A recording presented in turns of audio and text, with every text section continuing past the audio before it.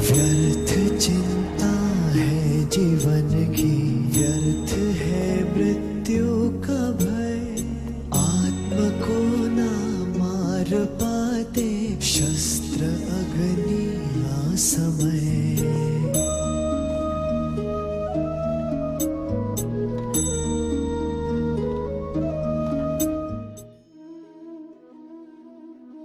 Whenever we undertake any action, we are acting on it through intellectual level, mental level, and physical level.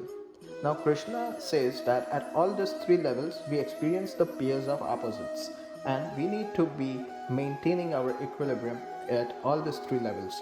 Because while we undertake any action, there could be two results. It could be successful, it could be failure, right? But that's not in our control. Those are uncontrollable events.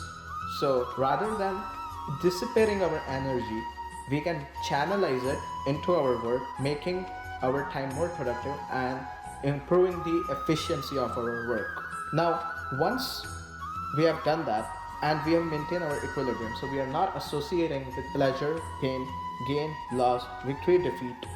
No matter how many ups and downs we go through in our life, since we are remaining unaffected, independent of the outcomes, and focusing on our work, we won't be affected by these ups and downs, because our focus is just to do efficient work by giving our 100% and making it as productive as we can. So that way we could do the best work without dissipating energy and investing 100% of our energy into the work. Well, the next question that arises is, how can I maintain that equilibrium? So let's say you are preparing for an interview. So the first step you should be doing is you should be offering the action to the God, that I'm doing it for the Lord.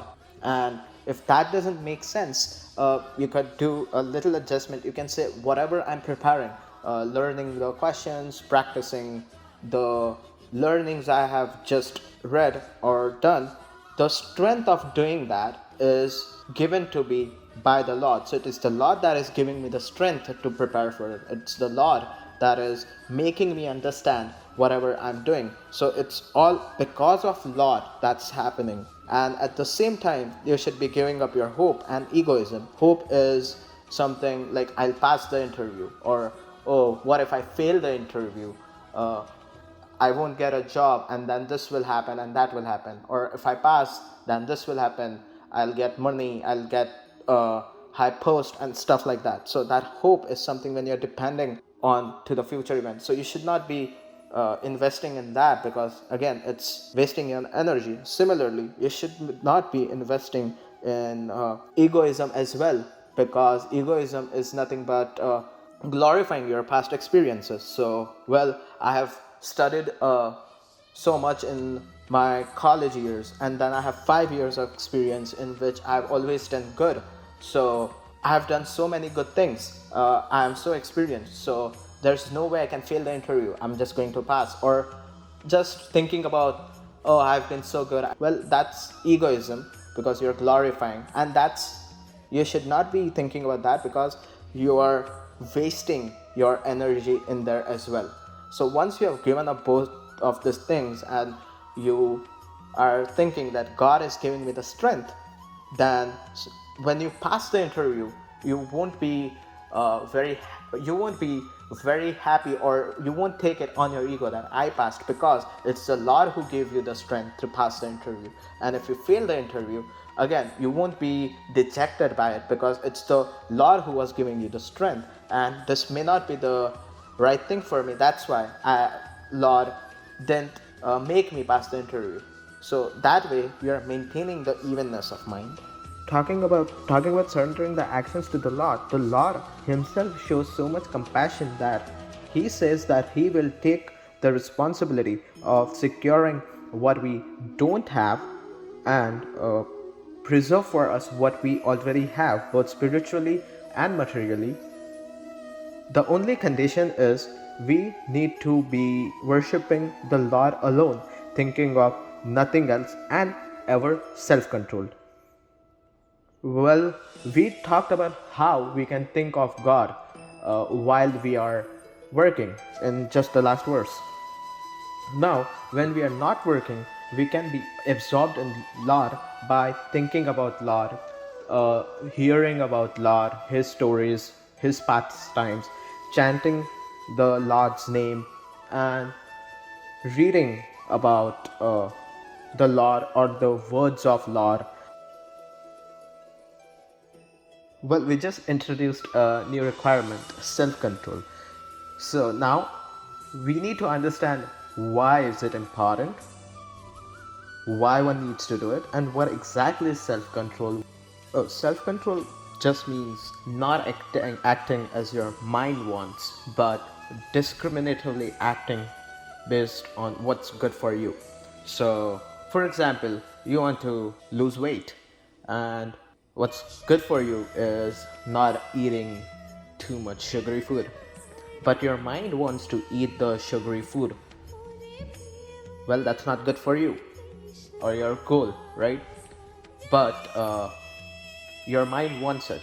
So, self control basically is using your intellect to discriminatively take a decision that the sugary food is not good for me and not have it, not consume it, rather consume healthy food. That's the self control. Just thinking about the sugary food, it all started with the conception that I like sugary food and I don't like healthy food. And that's how your mind was flickering between those two. So we need to analyze where this all started. How did we started liking sugary food and not liking healthy food?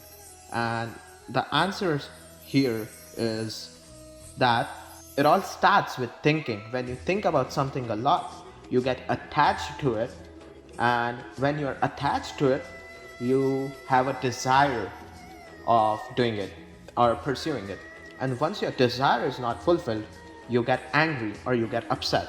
And once you get upset or once you get angry, you lose your discriminative power and you do something that you're not supposed to do.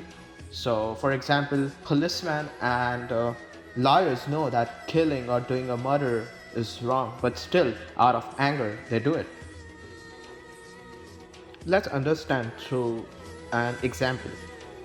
Let's say you met your friend and he showed you his new phone and the phone's features, and you started to like the features of the phone. So now, when you got free, when you got home, you started looking around the phone, its features on YouTube. You started Googling them, you started asking other people about the features and stuff just because you were free and you had nothing to do. And just as you were thinking about it, what happened is now you started to like them. Oh, these are so good features.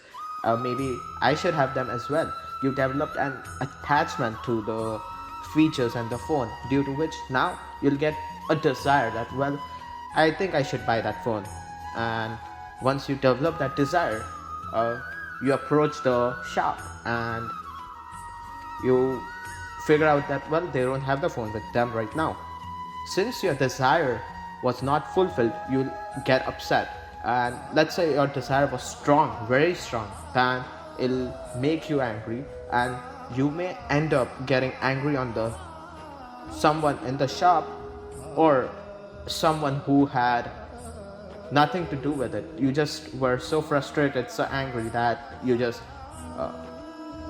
got angry on them for no reason. So that's how the cycle works. Now we should be trying to avoid or cut off that constantly thinking of the object. So not thinking about the phone and its feature that much. If we are able to do that, we'll be able to cut off all the attachment, desire, and anger portion of it. And how it can be done is mentioned here.